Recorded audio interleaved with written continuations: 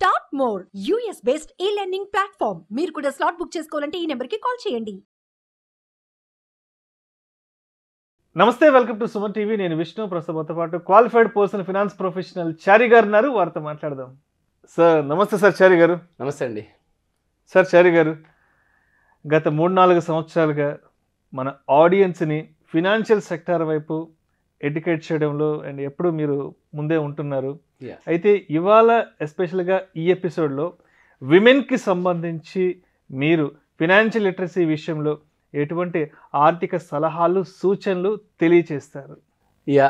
Nice important topic అండి. బేసిక్గా మనము ఉమెన్ అంటే మనం ఏమంటామంటే యాక్చువల్గా ఆదిశక్తి అంటాం యాక్చువల్గా.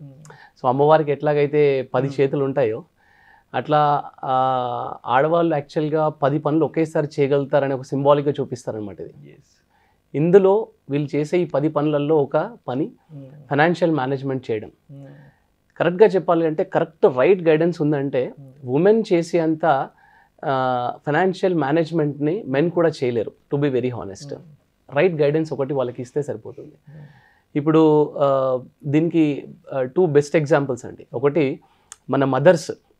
ఓకే, మన ఫాదర్స్ చాలా చిన్న అమౌంట్స్ ఇంటికి ఇచ్చినా కానీ ఇంటిని చాలా చక్కగా దాంట్లో సరిపెట్టి మనం చూసుకున్నారు, మన అన్ని అవసరాలు తీర్చేవాళ్ళు.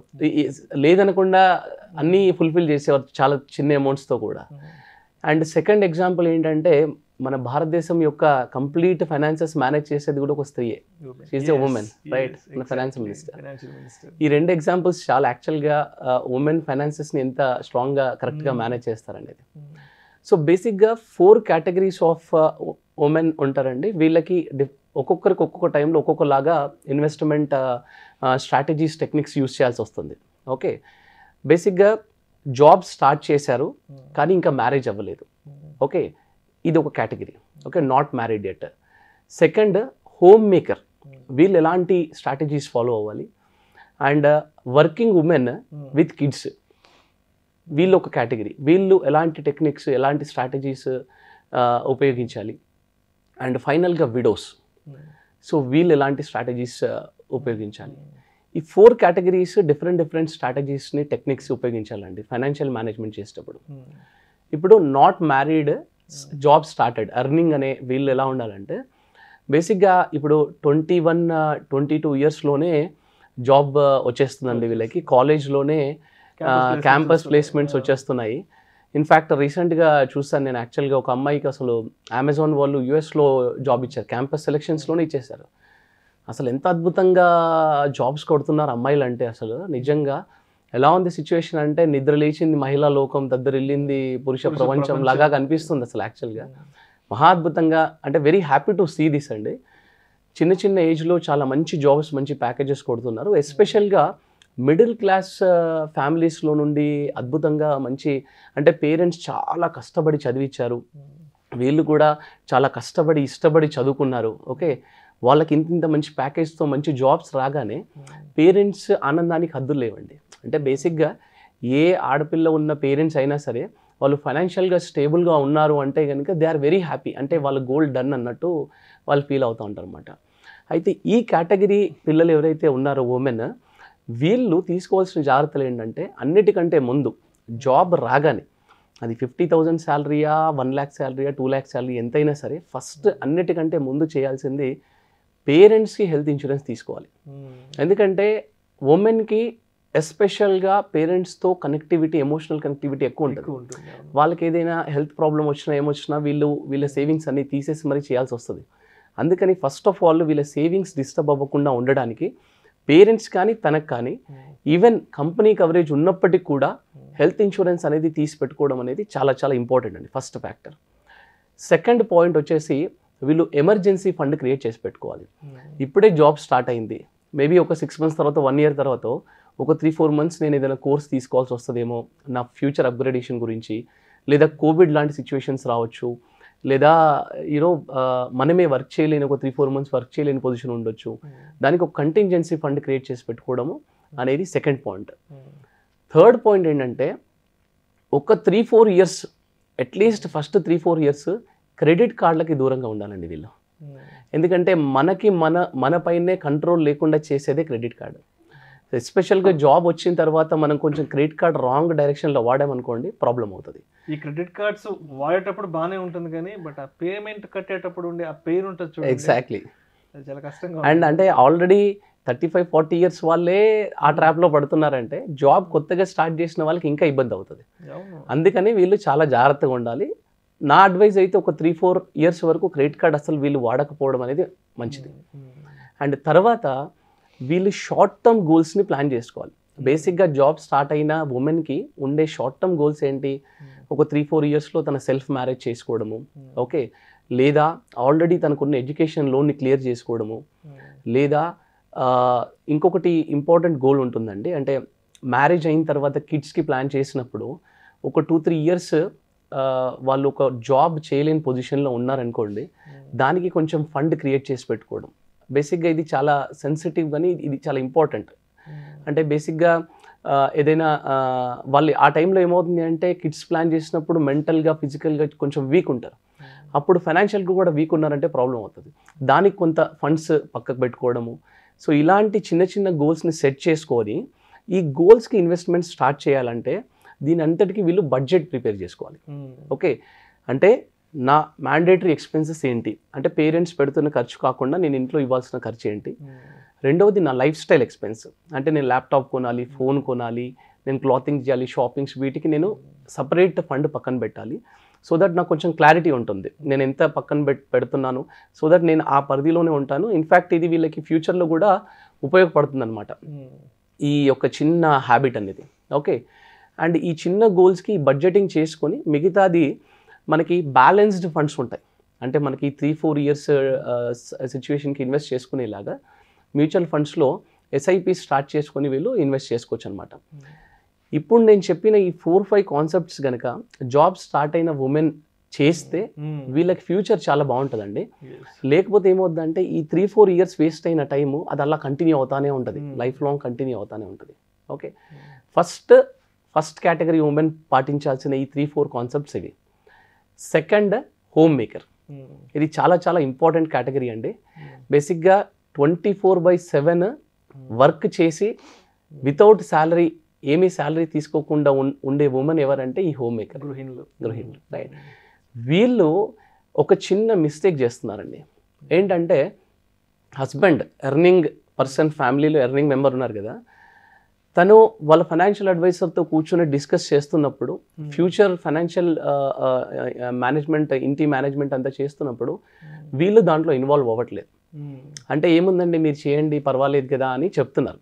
మీరు ఏదైనా రైట్ డెసిషన్ తీసుకుంటారండి, బాగానే చేస్తున్నారు కదా అని హస్బెండ్కి చెప్తా ఉంటారు. అంటే ఇక్కడ కొంతమంది మగవాళ్ళ వర్షన్ ఎలా ఉంటుందంటే ఇది నీకు అనవసరమైన విషయం, నీ పన్ను చూసుకో, ఇవన్నీ డబ్బు వ్యవహారాలు, ఆర్థిక వ్యవహారాలు మగవాళ్ళ మేము చూసుకుంటాం కదని, అంటే అబ్బాయిల వైపు నుంచి కూడా ఇలాంటి ఎగ్జాక్ట్లీ అలాంటప్పుడు ఇంకా కంపల్సరీ కూర్చోవాలండి. ఎందుకంటే ఇక్కడ ఇలాంటి మిస్టేక్స్ జరుగుతున్నాయి. ఏమైందంటే కోవిడ్ సిచ్యువేషన్లో మేమే చాలా చూసాం. 100s ఆఫ్ స్టాక్స్ కొన్నాడు ఒక ఆయన, 10 ల్యాండ్లు కొన్నాడు, ఇన్సూరెన్స్ పాలసీస్ ఉన్నాయి.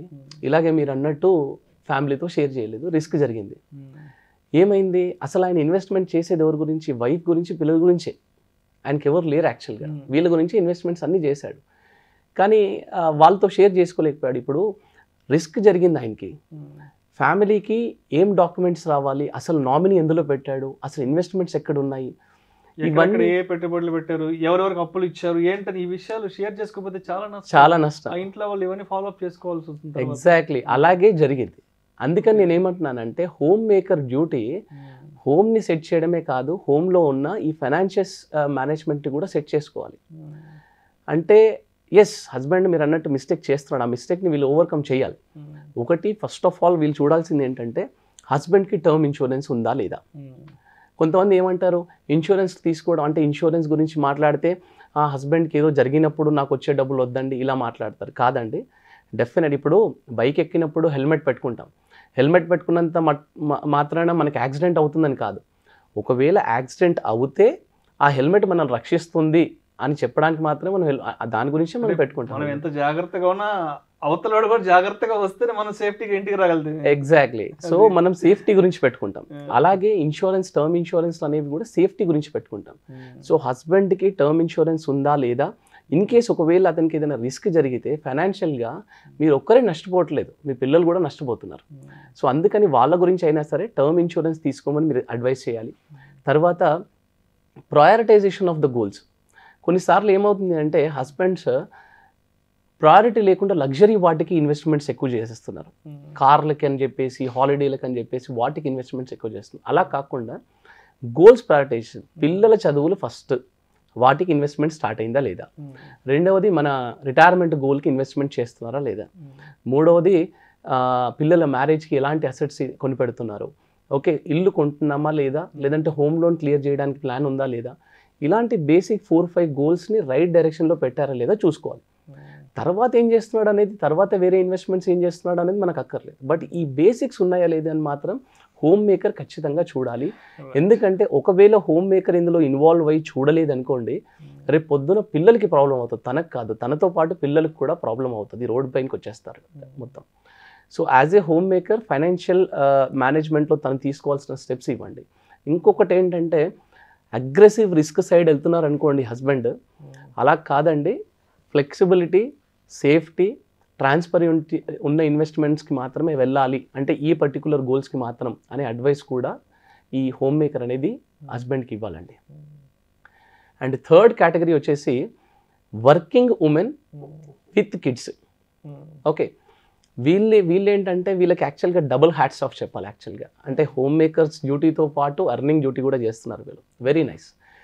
So women have become significantly very very strong అండి. Very very nice, very happy to hear this. So బేసిక్గా వీళ్ళు ఆల్రెడీ ఫాలో అవుతున్న ఇవన్నీ కూడా వీళ్ళు కూడా ఫాలో అవ్వాలి. అంటే ఎమర్జెన్సీ ఫండ్ పెట్టుకోవాలి, ఇన్సూరెన్స్లు తీసుకోవాలి, ఇన్వెస్ట్మెంట్స్ పెట్టుకోవాలి, గోల్ సెట్టింగ్ చేయాలి, ఇవన్నీ కూడా వీళ్ళు చేయాలి. దీంతో పాటు ఇంకొక డబుల్ డ్యూటీ ఎలాగైతే చేస్తున్నారో అలాగే డబుల్ ఫైనాన్షియల్ మేనేజ్మెంట్ కూడా చేయాలి. వీటన్నిటితో పాటు ట్యాక్సేషన్ ఎలా అవుతుంది కూడా చూసుకోవాలండి. వస్తున్న డబ్బులకి మనం ట్యాక్స్ సేవింగ్ ఇన్వెస్ట్మెంట్స్లో జాగ్రత్తగా ఇన్వెస్ట్ చేస్తున్నామా లేదా. ఎవ్రీ ఇయర్ ఖచ్చితంగా ఐటీ రిటర్న్ ఫైల్ చేసేటప్పుడు సిఏ హెల్ప్ తీసుకొని సిఏతో కూర్చొని మనం రైట్ డైరెక్షన్లో ట్యాక్సెస్ కరెక్ట్గా చేస్తున్నామా లేదా చెక్ చేసుకోవాలి. End of the day this is your money, right. And second వీళ్ళు ఇంకొకటి పాటించాల్సింది ఏంటంటే రెగ్యులర్గా రివ్యూస్ చేసుకోవాలి. ఇదేంటంటే ఇన్వెస్ట్మెంట్స్ అంటే ఏదో ఇవాళ ఇన్వెస్ట్మెంట్ స్టార్ట్ చేసాము 10 years తర్వాత చూసుకుంటాను అలా కాదండి. ఎవ్రీ 6 months 1 yearకి మనం ఖచ్చితంగా కూర్చోవాలి. మనం పెడుతున్న ఇన్వెస్ట్మెంట్స్ అనేవి రైట్ డైరెక్షన్లో వెళ్తున్నాయా లేదా, నా శాలరీ ఎంత ఇంక్రీజ్ అవుతుంది, మా హస్బెండ్ శాలరీ ఎంత ఇంక్రీజ్ అవుతుంది. డబ్బులు శాలరీ ఇంక్రీజ్ అయినప్పుడు ఏమవుతుంది, మన ఖర్చులు ఆటోమేటిక్గా ఇంక్రీజ్ అవుతాయి, కానీ మన ఇన్వెస్ట్మెంట్స్ మాత్రం మనం కూర్చొని ఇన్వెస్ట్మెంట్స్ ఇంక్రీజ్ చేసుకోవాలి. సో ఇది జరుగుతుందా లేదా. బేసిక్గా వర్కింగ్ ఉమెన్కి వీళ్ళకి ఏమవుతుంది అంటే ఎక్కువ కాలం వర్క్ చేయాలా అనేది కొన్ని ఫ్యామిలీ సిచ్యువేషన్స్ పైన డిపెండ్ అయి ఉంటుందండి. కొన్నిసార్లు పిల్లల గురించి వాళ్ళు వర్క్ స్టాప్ చేయాల్సి వస్తుంది, కొన్నిసార్లు పేరెంట్స్ని చూసుకోవడానికి వాళ్ళు వర్క్ స్టాప్ చేయాల్సి వస్తుంది. అలాంటి సిచ్యువేషన్స్లో వీళ్ళు లాంగ్ టర్మ్ వర్క్ చేయలేరు కాబట్టి ఫైనాన్షియల్ ఫ్రీడమ్ అనేది చాలా ఇంపార్టెంట్ వీళ్ళకి. ఒకవేళ వర్క్ స్టాప్ చేసినా సరే రెగ్యులర్ ఇన్కమ్ అనేది రావాలన్నమాట. ఈ ఫైనాన్షియల్ ఫ్రీడమ్ రావడానికి వీళ్ళు కాస్త వర్క్ చేస్తున్నప్పుడు కాస్త వీళ్ళు కొంచెం టైట్ చేసుకొని మరి ఇన్వెస్ట్మెంట్ చేయాలి. ఇది చాలా చాలా ఇంపార్టెంట్ ఇదండి. ఎందుకంటే వర్కింగ్ ఉమెన్కి రెగ్యులర్గా ఇన్కమ్ రావడం అనేది అలవాటు అయింది కాబట్టి వాళ్ళు వర్క్ స్టాప్ చేసిన తర్వాత రెగ్యులర్ ఇన్కమ్ రాకపోతే కొంచెం మెంటల్గా స్ట్రెస్ అవుతారు. ఇది చాలా చాలా ఇంపార్టెంట్ సజెషన్ వీళ్ళకి. ఓకే, అండ్ ఫైనల్గా విడోస్. ఇంతకుముందు మనం చెప్పాను చూడండి, ఇన్ కేస్ మనము నామినేషన్స్ కరెక్ట్గా పెట్టకపోతే ఇన్వెస్ట్మెంట్స్ అన్నీ చేసి ఒకవేళ ఇంట్లో వాళ్ళకి సరిగ్గా షేర్ చేసుకోకపోతే ఎంత మిస్ క్రియేట్ చేస్తున్నాం అనేది మీరు ఒక వీడియోని అడగండి, మీకు తెలుస్తుంది. ఇప్పుడు వాళ్ళు చాలా ఇబ్బంది పడతారు కరెక్ట్గా ఇన్వెస్ట్మెంట్స్ కనుక నామినేషన్స్ అన్నీ కరెక్ట్గా పెట్టకపోతే. విడోస్లో కూడా టూ టైప్స్ ఉన్నారండి. ఒకరు వర్కింగ్ వాళ్ళు ఉన్నారు, ఇంకొకరు నాన్ ఎర్నింగ్స్ వాళ్ళు ఉన్నారు. ఓకే, వీళ్ళు చాలా జాగ్రత్తగా ఒక 2-3 పాయింట్స్ చూడాలండి. ఓకే, ఒకటి first of all non working అయితే కనుక హస్బెండ్కి రిస్క్ జరగగానే వాళ్ళకి అక్కడి నుంచి వస్తున్న అసెట్స్ ఏవైతే ఉన్నాయో, ఇన్సూరెన్స్లు అనుకోండి, వాళ్ళు ఇన్వెస్ట్ చేసిన ల్యాండ్లు ఇవన్నీ ఉన్నాయో వాటిని చాలా జాగ్రత్తగా రీఇన్వెస్ట్ చేసుకోవాలి. ఇక్కడ ఏమవుతుందంటే చాలామంది రిలేటివ్స్ కానీ ఫ్రెండ్స్ కానీ ఎవరో వచ్చేసి ఏదో అడ్వైస్ ఇస్తూ ఉంటారు, ఒకరే ఉంటారు కాబట్టి. సో పిల్లలు చిన్నగా ఉంటారు కాబట్టి ఇట్లా అడ్వైస్లు ఇస్తూ ఉంటారు. కానీ ఇక్కడ అలాంటి అడ్వైస్లు మనం జనరల్గా తీసుకోవద్దు. ఖచ్చితంగా ఒక ఫైనాన్షియల్ అడ్వైజర్ని తీసుకొని కూర్చోబెట్టుకొని క్లియర్గా అన్ని చెక్ చేసుకొని ఇన్వెస్ట్మెంట్స్ చేసుకోవాలి. రెండవది, వీళ్ళు సోషల్ సపోర్ట్ అండ్ హెల్త్ కేర్కి ప్లాన్ చేసి పెట్టుకోవాలి. వేరే వాళ్ళందరికీ ఉండని గోల్ వీళ్ళకు ఉండే గోల్ ఏంటంటే ఈ social support and health care అండి. నాకు యాక్చువల్గా ఒక చెన్నై నుంచి ఒక ఆవిడ కాల్ చేశారు. అరౌండ్ 65 to 70 years తెలుగు వాళ్ళు అక్కడ సెటిల్ అయ్యారు. యాక్చువల్గా అన్ఫార్చునేట్లీ హస్బెండ్కి రిస్క్ జరిగింది అండ్ పిల్లలు యూఎస్లో సెటిల్ అయిపోయి ఉన్నారు. తను ఇప్పుడు ఆల్మోస్ట్ ఇంకో బెడ్ రిడన్ అయిపోయింది. సో తనకి అందరూ అంటే ఎవరు పక్కన లేరు అండ్ వాళ్ళు ఎవరైతే తనకు సపోర్ట్ చేస్తారో సోషల్ హెల్త్ కేర్ చేసే వాళ్ళు ఇప్పుడు చాలా కంపెనీస్ వచ్చాయి. అట్లా హెల్త్ కేర్ చేసేయడానికి ఉన్నారు, కానీ డబ్బులు వాళ్ళకి ఇవ్వడానికి ఒక ప్లానింగ్ లేదు తనకి. సో స్లోగా ఆల్రెడీ అసెట్స్ అన్ని అక్యుములేట్ చేసి దాని నుంచి రెగ్యులర్గా ఇన్కమ్ వచ్చేలాగా ప్లాన్ చేసి తీసుకుంటున్నారు ఇప్పుడు. అట్లాగే ఏంటంటే హెల్త్ కేర్ సోషల్ సపోర్ట్కి కొంత ఫండ్ డెఫినెట్గా వీళ్ళు విడోస్ అనేవాళ్ళు ఖచ్చితంగా పక్కన పెట్టుకోవాలండి ఉమెన్. అండ్ తర్వాత ఇన్సూరెన్స్లు అనేవి ఓన్లీ డిపెండెన్స్ ఉంటే మాత్రమే తీసుకోవాలి. అన్నెసరీగా ఇన్సూరెన్స్లు అనేవి ఎక్కువ తీసి పెట్టుకుంటే అదొక టైప్ ఆఫ్ రిస్క్ అవుతుంది అనమాట విడోస్కి. సో విడోస్ ఫాలో అవ్వాల్సిన మెథడ్స్ ఇవి. అండ్ జాబ్ ఎర్నింగ్ స్టార్ట్ చేయగానే వాళ్ళు ఫాలో అవ్వాల్సిన మెథడ్స్ అవి. అండ్ హోమ్ మేకర్ ఫాలో అవ్వాల్సిన మెథడ్స్ ఇవి. అండ్ వర్కింగ్ ఉమెన్ ఫాలో అవ్వాల్సిన మెథడ్స్ ఇవి అండి. So financial stability, financial freedom అనేది ఉమెన్కి చాలా చాలా అవసరము. అండ్ ఈ టెక్నిక్స్ కనుక వీళ్ళు స్టెప్ బై స్టెప్ ఫాలో అవుతున్నారనుకోండి, ఇప్పుడు నేను చెప్పినవన్నీ కూడా, వీళ్ళు ఫైనాన్షియల్ ఫ్రీడమ్ అనేది వాళ్ళు అనుకున్న టైంలో పొందుతారు. అండ్ వీళ్ళకి ఇలాంటి చిన్న టెక్నిక్స్ అలవాటు అయ్యాయి అనుకోండి, ఉమెన్ ఆల్రెడీ అన్ని రంగాలలో they are very strong. And ఈ ఫైనాన్షియల్ టెక్నిక్స్ ఇవన్నీ ఫాలో అయ్యారంటే ఇంకా డెఫినెట్గా వాళ్ళు ఇదిలో కూడా చాలా అద్భుతంగా ఇది చేస్తారండి. థ్యాంక్ యూ సో మచ్ చారి గారు. థ్యాంక్స్ అండి. విమెన్ ఆర్థిక విషయాల పట్ల అవగాహన ఏర్పరచుకుంటే ఆ కుటుంబాన్ని ఆర్థికంగా ఏ విధంగా ముందుకు తీసుకెళ్ళొచ్చు అనే అంశం గురించి చాలా చక్కగా మీ విశ్లేషణను మన సుమన్ టీవీ సోదరి మనలకు తెలియజేశారు. Thank you so much sir. Thanks అండి. నమస్తే.